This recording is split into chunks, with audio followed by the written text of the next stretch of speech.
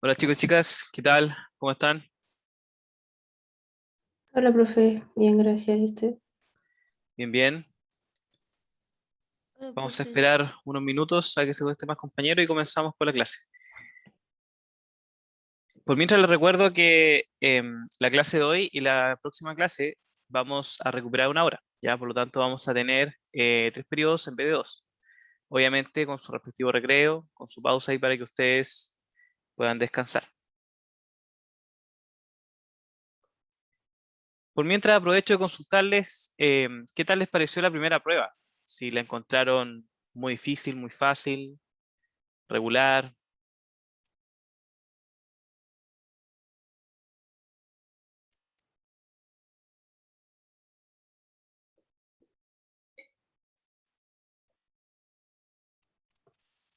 Yo la encontré bien. Es que igual entraba poquita materia, entonces no sé si decir fácil, pero, Ujú. pero estaba bien para lo acotado que era el contenido. Yo la encontré bien. Ya, qué bueno. Sí, la verdad, la primera Sí. unidad. Adelante. Que comparto el mismo de allá. Igual lo encontré bien. Súper. Sí, la primera unidad es bastante breve, pero ya, bueno, la segunda unidad es mucho más extensa y ahora tienen que considerar eso. Más que nada para que no se confíen y no se atrasen mucho con los contenidos. Bueno, chicos, entonces vamos a comenzar. Yo este fin de semana voy a revisar las pruebas, ya así que ya la próxima semana deberían estar las notas. ¿Me confirma si es que se ve la diapositiva, por favor? Sí, profe, sí se ve. Sí, se ve, Ok. profe. Bueno, chicos, nosotros comenzamos esta asignatura con la primera unidad, la cual consistía en instrumentación industrial. Esa unidad, la verdad es que fue como un poco de todo, porque no solamente hablamos de metrología en sí, de lo básico de la metrología, todo lo que tiene que ver con la incertidumbre, la importancia de esta, sino que también lo expandimos un poco más allá. Conversamos también sobre lo que es la parte de sensores, ¿ya? Perdón, de instrumentos, de sistemas de control también. Y nos detuvimos ahí en lo último para conocer prácticamente lo básico de los sistemas de control más utilizados en la industria, ¿ya? Ahora vamos a ir un poco más allá, ¿ya? Con esa base vamos a abordar otro tema que tiene que ver con el uso del agua y el vapor en la industria, ¿ya? Este fluido en particular es muy utilizado en la industria en diversas aplicaciones y por lo tanto le vamos a dedicar una gran parte del semestre a conocer sobre el uso del agua y del vapor y ver de qué manera nosotros podemos adquirir ciertas herramientas para que ustedes a futuro, cuando se desempeñen como ingenieros, puedan resolver diferentes problemas o enfrentar diferentes desafíos, ¿ya? Bueno, el agua todos sabemos lo que es, pero para poder ahí introducirnos al tema, es bueno también definir un poco lo que es el vapor de agua. Ya el vapor de agua sabemos que es un gas, ya es simplemente agua en estado líquido. Y si nosotros hiciéramos una especie de ahí de radiografía química, es decir, ver el comportamiento molecular, sabemos que las uniones entre diferentes átomos, ¿ya? eh, no se mantienen como se mantiene durante estado líquido o tan rígida como estado sólido. Es decir, tenemos ahí una libertad de movimiento, ¿ya?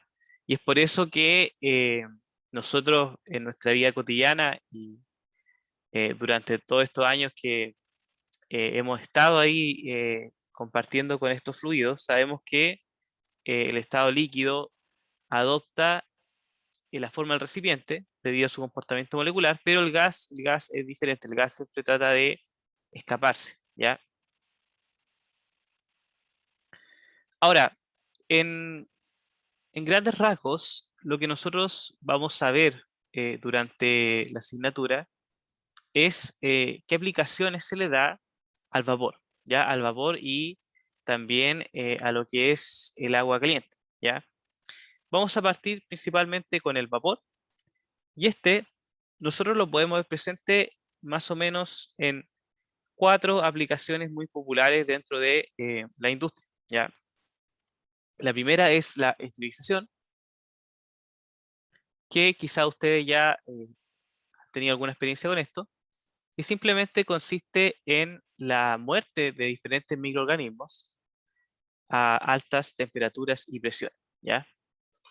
Esta aplicación se utiliza, o mejor dicho, se lleva a cabo utilizando un equipo térmico llamado autoclave, como ustedes pueden ver ahí en la imagen, ¿ya?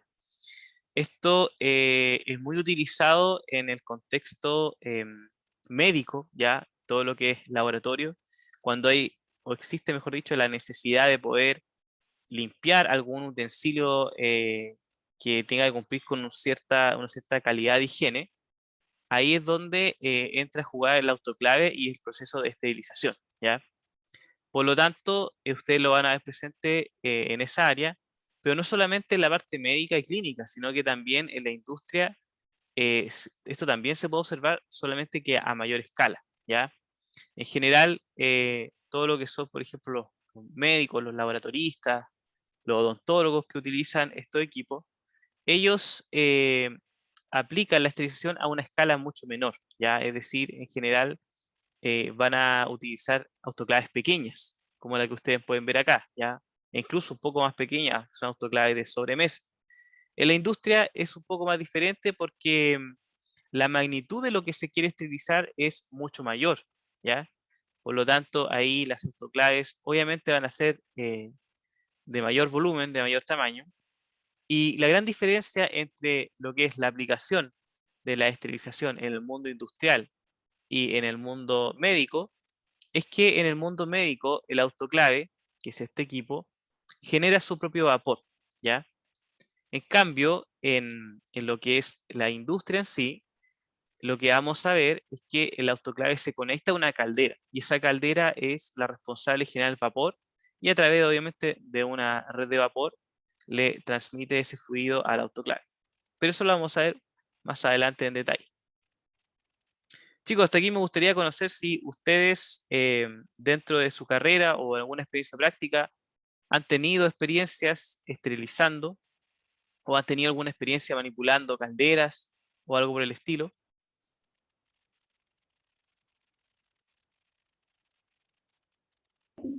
No, profe, yo al menos no, nunca he tenido experiencia ni esterilizando ni manejando un autoclave. Ok, No, yo tampoco. ya, súper. Es que bueno saber eso porque así yo tengo claro que para ustedes esto es nuevo, por lo tanto lo vamos a ver bien en detalle. Bueno, esa era la primera aplicación más popular para el uso del vapor. Más adelante, como les comentaba yo, la vamos a ver más en detalle. Y un segundo caso que también se utiliza mucho es el calentamiento, ¿ya?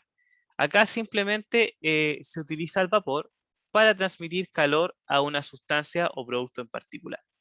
Por ejemplo, en este esquema nosotros tenemos un sistema por el cual entra un producto, el cual está a una baja temperatura, representado por un color verde, y este va a circular por unas ciertas tuberías, ¿ya? Ciertos canales. Fíjense que a medida que circula, su color va cambiando y adquiere un tono mucho más rojizo, que en el fondo va a representar un aumento de temperatura, ¿ya? Ahora, este aumento de temperatura se debe a que alrededor de estas tuberías por las cuales circula el producto que está a baja temperatura, que quiere aumentar su temperatura, va a circular vapor. Este vapor va a estar a una alta temperatura y va a estar en contacto con las tuberías que en su interior tienen este producto. Por lo tanto, ese contacto permite una transferencia de calor, ¿ya? Y esa transferencia de calor permite a la vez que el producto que está ingresando aquí adquiera una mayor temperatura. Por lo tanto, durante ese proceso que el vapor está transmitiendo calor, este mismo se va a condensar, es decir, va a disminuir su temperatura. Y como consecuencia de eso, nosotros vamos a observar estas gotas que en el fondo representan un cambio de fase, ¿ya? O cambio de estado, como lo quieran llamar, de gaseoso a líquido. Por lo tanto, todo ese vapor condensado, ya que simplemente es agua líquida, va a retirarse este sistema para poder en el fondo en alguna otra oportunidad volver a utilizar esa agua, ¿ya? Para que nuevamente se convierta en vapor y así se tiene un ciclo cerrado, ¿ya? Aquí, por ejemplo, podemos ver que una vez el producto sube su temperatura, ¿ya? Simplemente se retira el sistema para cumplir su X función, ¿ya? Por lo tanto, lo que tenemos que ir ahí captando del uso del vapor o de las aplicaciones de agua es que casi siempre se busca implementar un sistema cerrado. Por cerrado me refiero a que el fluido de trabajo, que es el agua, ya sea en estado gaseoso o líquido, no se pierda, sino que de cierta manera se pueda recuperar y reutilizar. Otra aplicación del vapor que es muy importante, sobre todo en la industria energética, es el uso de turbinas, ¿ya? No sé si has escuchado hablar, yo creo que sí, de las famosas termoeléctricas. Bueno, las termoeléctricas son plantas de energía o plantas térmicas en donde se genera energía quemando un cierto combustible. Pero no solamente quemando, porque la quema de ese combustible va a generar un calor y ese calor va a ser transmitido a una caldera. Esta caldera contiene agua y por lo tanto, al recibir este calor, esa agua va a pasar de estado líquido a estado gaseoso. Así vamos a tener una generación de vapor. Y ese vapor generado en la caldera va a viajar por un sistema de tuberías, por una red, hasta llegar a este aparato, esta máquina térmica llamado turbina, ¿ya? Específicamente turbina de vapor. Y el vapor va a circular por la estructura interna de este aparato y de esa manera va a generar un movimiento rotatorio en los álabes de este equipo, ¿ya? Ahora, acá podemos tener, fíjense, una imagen que en el fondo nos muestra cómo es por dentro una turbina de vapor. Fíjense que se parece un poco a un ventilador, porque en el fondo comparten ese principio mecánico, es decir, del movimiento rotatorio, ¿ya? Que es generado por una fuerza externa, que sería en este caso el vapor, y se retira del equipo o de la turbina a través de un eje, que es lo que ustedes ven aquí que está rotando, ¿ya? Ahora, esta aplicación es bastante polémica porque, por ejemplo, si nosotros vamos a lo que es la realidad de nuestro país, sabemos que gran parte de las plantas termoeléctricas que hubieron durante muchos años utilizaban combustibles fósiles como el carbón. Por lo tanto, los índices de contaminación ambiental eran altísimos. Así que hoy en día lo que se está utilizando o lo que se está aplicando es poder reemplazar esos combustibles fósiles, como el carbón, por alternativas mucho más amigables y limpias con el medio ambiente, como puede ser, por ejemplo, la biomasa, ¿ya? Muchas plantas termoeléctricas en el mundo cambiaron su fuente de combustible de carbón a biomasa con el fin de mantener estas plantas energéticas operando, pero ahora respetando el medio ambiente, ¿ya? Por eso es que yo le agrego ese apellido polémico, porque las termoeléctricas que operaban utilizando carbón fueron muy criticadas, con justa razón, obviamente, por la contaminación emitida, y muchas de esas cambiaron su sistema para poder permanecer en el mercado y seguir generando energía, ¿ya? Ese es un tema que vamos a ver bien a fondo en la unidad número 3, que tiene que ver con combustión. Ahí vamos a conversar bastante sobre combustibles, vamos a ver qué es lo que está pasando con las alternativas verdes, ¿ya? Qué ventaja y qué desventaja tienen. Y ahí lo vamos a conversar bien en detalle. Y por último, una aplicación que si bien es industrial, pero a la vez también es bastante doméstica y se ve a menor escala, es la limpieza, ¿ya? Hay equipos llamados limpiadores de vapor que funcionan calentando agua, ¿ya? A una temperatura muy alta, entre 100 a 150 grados. Entonces, esta agua se convierte en vapor y se utiliza para poder limpiar diferentes superficies, como ustedes pueden ver acá, ¿ya?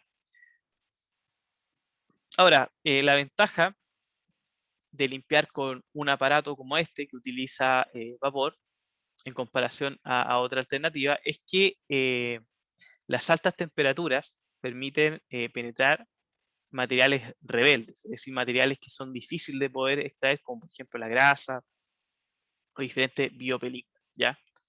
Así que esa sería como, en general, las aplicaciones más utilizadas para lo que es el vapor, chicos, ¿ya? Hasta aquí, ¿alguna duda, consulta, comentario?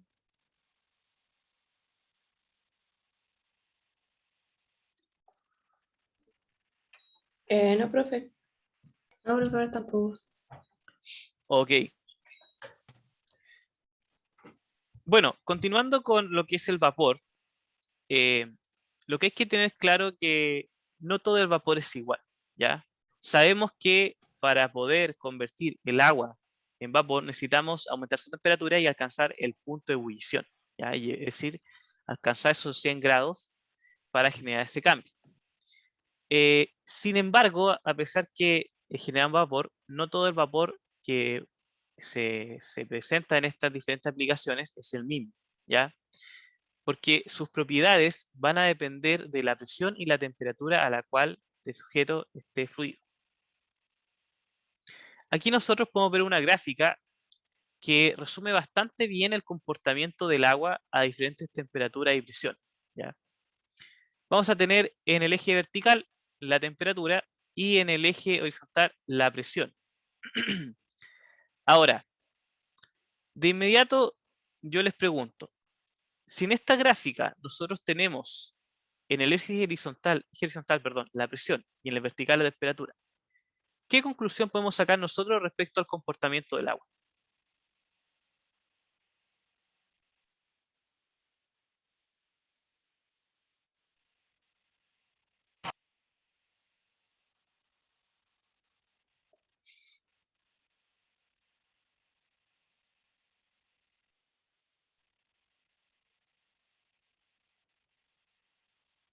Vamos chicos, yo sé que saben la respuesta o al menos alguna idea.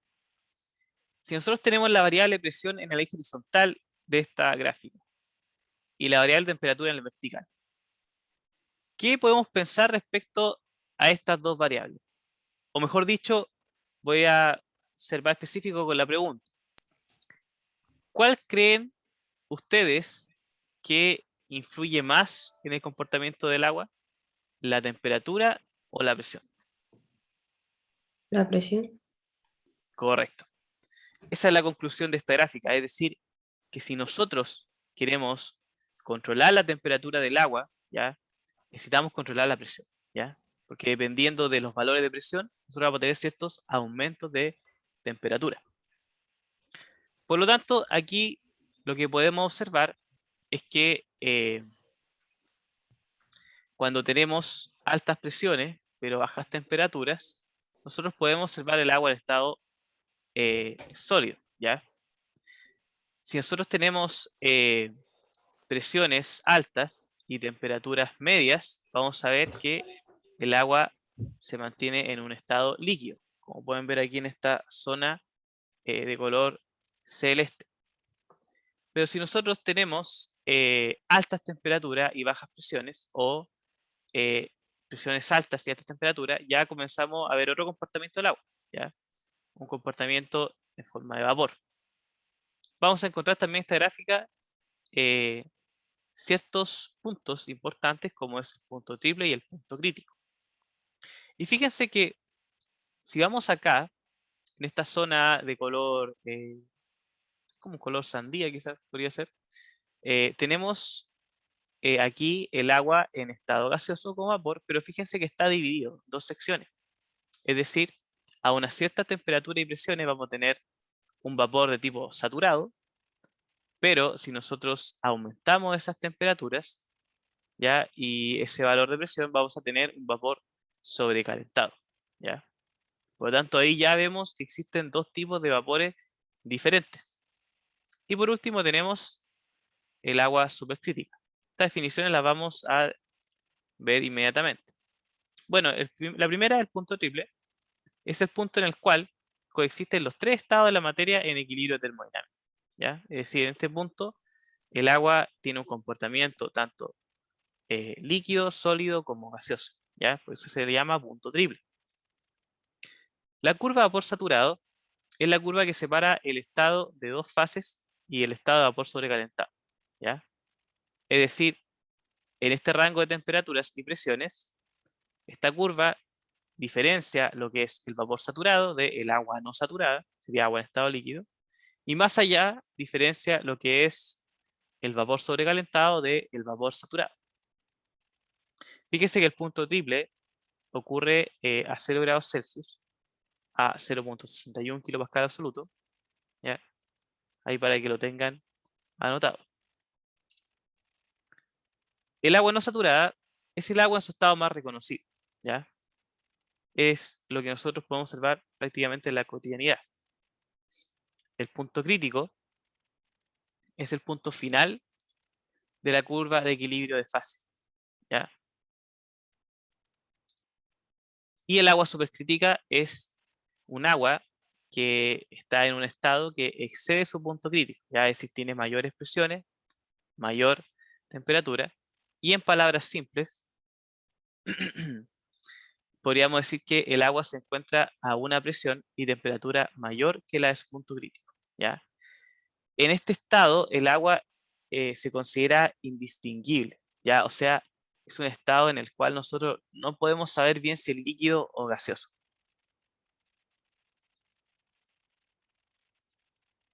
Hasta aquí, chicos, ¿alguna duda o consulta?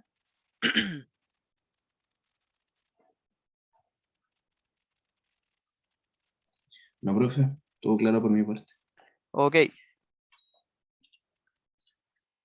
Bueno, vamos a hablar sobre el primer tipo de vapor, que es el vapor saturado y uno de los más comunes, ¿ya? Este se presenta a presión y temperaturas en el cual el vapor o el gas y el agua o líquido pueden coexistir juntos. Esto ocurre, tal cual como dice ahí, cuando el rango de vaporización del agua es igual al rango de condensación, ¿ya? Ahora, una de las características más importantes de este vapor es que tiene propiedades que lo hacen una gran fuente de calor, particularmente a temperatura de 100 grados Celsius.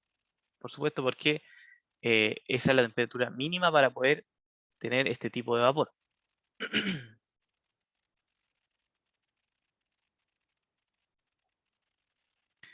Ahora, este vapor tiene ciertas ventajas, como por ejemplo la transferencia de calor latente, ¿ya? ¿Alguien por ahí recuerda lo que es el calor latente?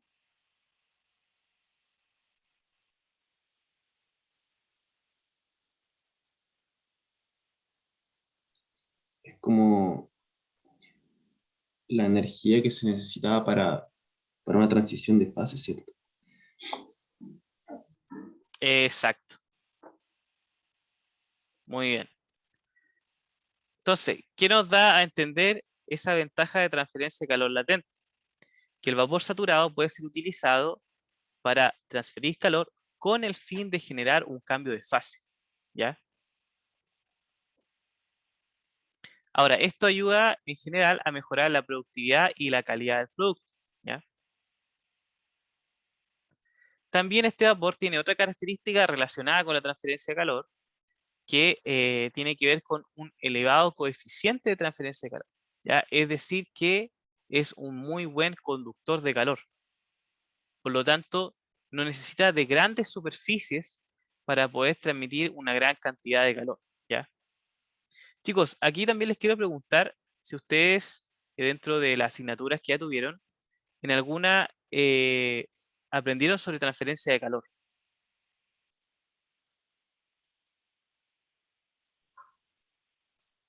Sí, profe, o sea, al menos ingeniería civil química tiene un ramo se llama fenómeno de transporte y nos pasan específicamente la transferencia de calor y la transferencia de masa. Súper, genial.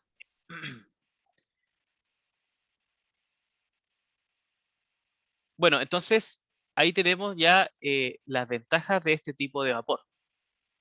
Vamos a ver algunos tips, ¿ya? Que son ciertas recomendaciones para utilizar este vapor. Ahora, ¿cuál es el primer tip? Este dice que la eficiencia de calentamiento, ¿ya? O la eficiencia de la transferencia de calor puede verse reducida si se utiliza un vapor diferente al vapor seco, ¿ya? Ahora, ¿cuál sería el vapor diferente al vapor seco? Sí, como idea, ¿qué se le ocurre?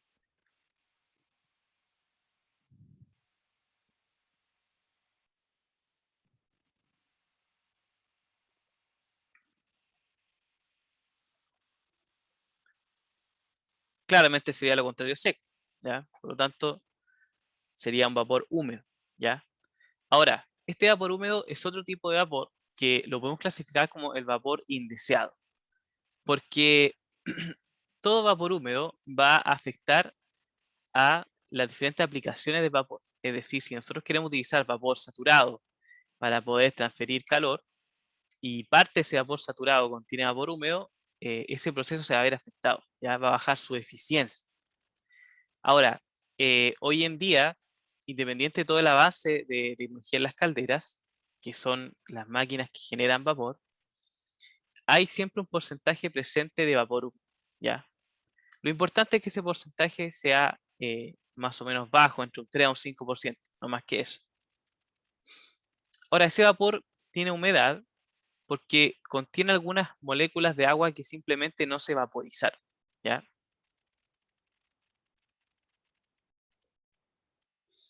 Otro tip importante para el uso de vapor saturado es que hay que considerar que hay pérdidas de calor, ¿ya?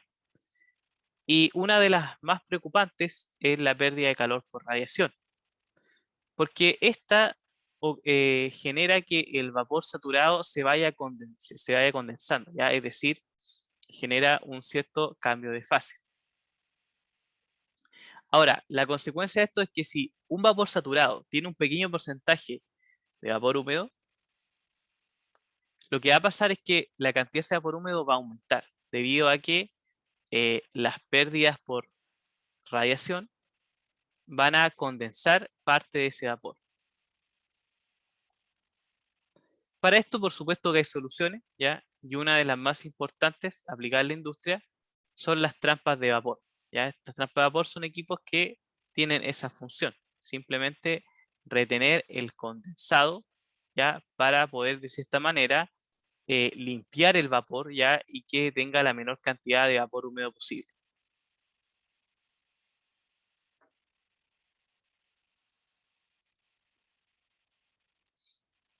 Como les comentaba yo, el vapor húmedo siempre va a estar presente, ya es parte de la naturaleza de este proceso, pero hay un margen que uno tiene que respetar, ¿ya?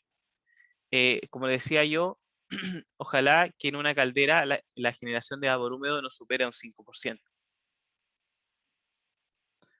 Luego viene el segundo tipo, bueno, tercer tipo de vapor, ya que sería el vapor sobrecalentado. Este vapor se origina por un sobrecalentamiento del vapor saturado o también un sobrecalentamiento del vapor húmedo con el fin de alcanzar un punto mayor de saturación. Este vapor contiene mayor temperatura y menor densidad que el vapor saturado a una misma presión, ¿ya? Esa es la gran característica que lo distingue del vapor saturado. Se utiliza principalmente para aplicaciones de movimiento y impulso, ¿ya? Como son las turbinas, y no en aplicaciones de transferencia de calor. Entonces, aquí quiero que hagamos una pausa porque estos detalles son muy importantes, chicos.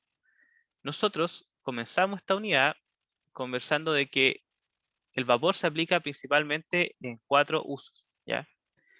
De esos 4 usos, podemos empezar a conectar los tipos de vapor, ¿ya? Por ejemplo, lo que es esterilización y calentamiento, se utiliza siempre un vapor saturado. ¿Por qué?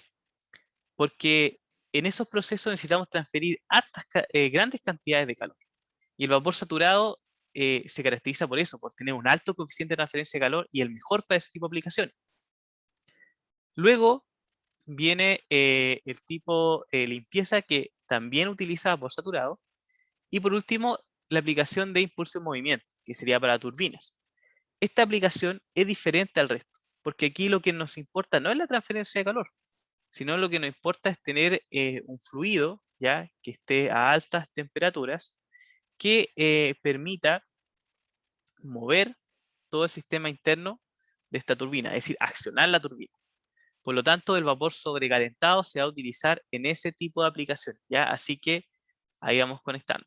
Y por último, el vapor húmedo no se utiliza en ninguna aplicación, solamente es un vapor no deseado que va a estar presente en ciertos porcentajes, tanto en vapor saturado como en vapor sobrecalentado. Y lo importante siempre es, como decía yo, no superar el 5%.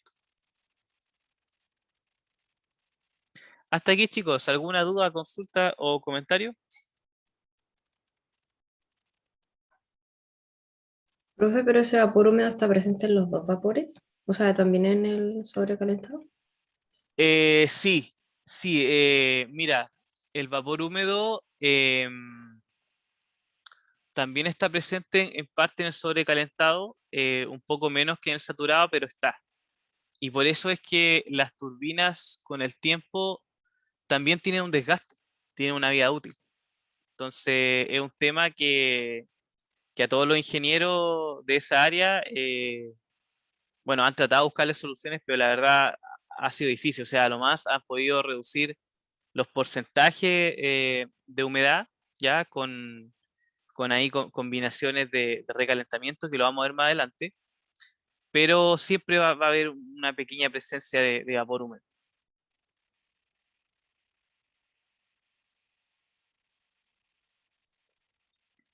No sé si se entendió bien la respuesta. Sí, sí, profe. Ya. Bueno, ya sabemos dónde se aplica el vapor de agua, sabemos los diferentes tipos de vapor y sus aplicaciones, cómo se conectan con esta, y ahora vamos a entrar un poco a lo que nos interesa, en el fondo adquirir una herramienta que nos permita estimar ya lo que tiene que ver con estas aplicaciones. ¿Y qué es lo que nosotros queremos aprender a estimar? Bueno, lo más importante, que es la demanda de vapor, ¿ya? En este caso, vamos a ver un cálculo que nos permite estimar la demanda de vapor saturado, es decir, para aplicaciones de esterilización, calentamiento o limpieza, ¿ya? Ahora,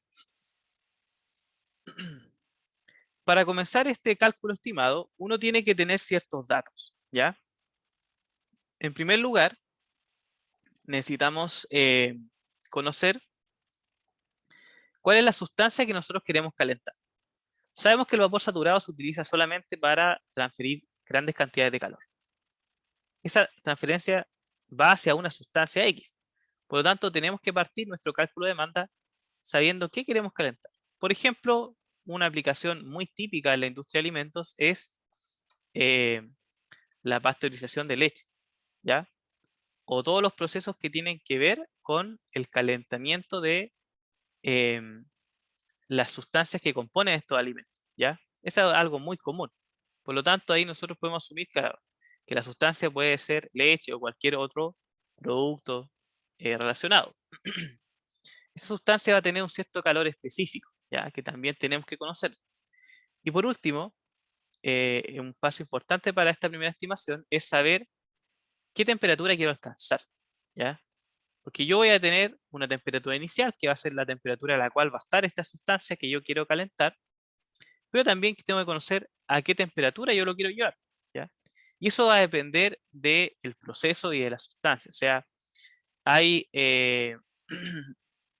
industrias que, por ejemplo, producen tal alimento y alcanzan tal temperatura, hay otras que producen otro alimento, tal temperatura y así. O sea, eso ya es un tema más específico de cada aplicación. Pero conociendo esos datos, uno puede hacer una estimación que tiene que ver con la cantidad de calor necesaria para que esa sustancia alcance esa temperatura, que sería nuestro Q mayúscula. Ahora, el primer cálculo, nosotros lo que vimos ahí es que no involucra el tiempo, es decir, simplemente la cantidad de calor necesaria para que esa sustancia se caliente. Pero hay algunos casos donde el tiempo sí va a estar involucrado, ¿ya? Es cierto, porque en la industria el tiempo es oro. Por lo tanto, mientras menos tiempo se invierta en los procesos, mayor es la cantidad de productos que se puede generar y, por supuesto, mayor las ganancias para la empresa. Por lo tanto, en esos casos, cuando está involucrado el tiempo, la ecuación varía un poco, pero no mucho. Fíjense que simplemente se divide lo que se había planteado por el tiempo, y eso nos cambia el Q, ¿ya? Que pasaría de ser cantidad de calor a una tasa de transferencia de calor, ¿ya? La primera la medimos en kilojoules, puede ser kilocalorías también, y la segunda en kilowatts, que en el fondo es unidad de energía sobre el tiempo.